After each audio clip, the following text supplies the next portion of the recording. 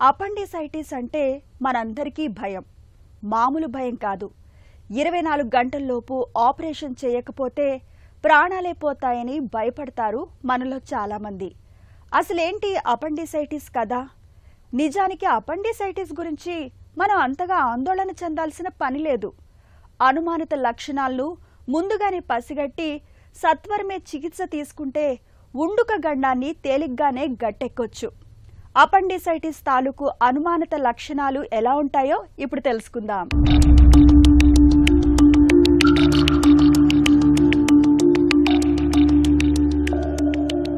Appendicitis సమస్య ప్రధానంగా కడుపు నొప్పితో ఆరంభమవుతుంది. తరువాత జ్వరం, వాంతులు, ఆకలి లేకపోవటం ఈ 4 ప్రధాన లక్షణాలుగా ఉంటాయి. నొప్పి.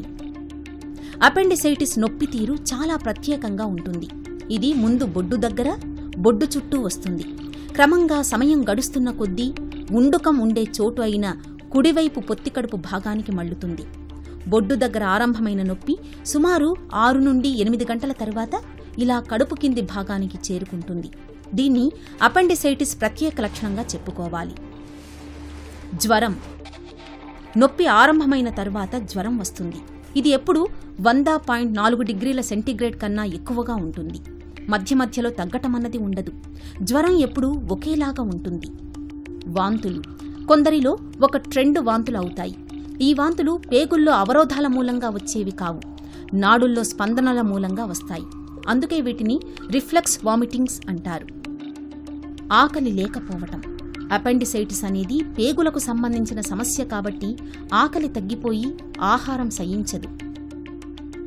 అపెండిక్స్ వాపు వచ్చినప్పుడు దగ్గితే ఆ ప్రాంతంలో విపరీతమైన నొప్పి వస్తుంది.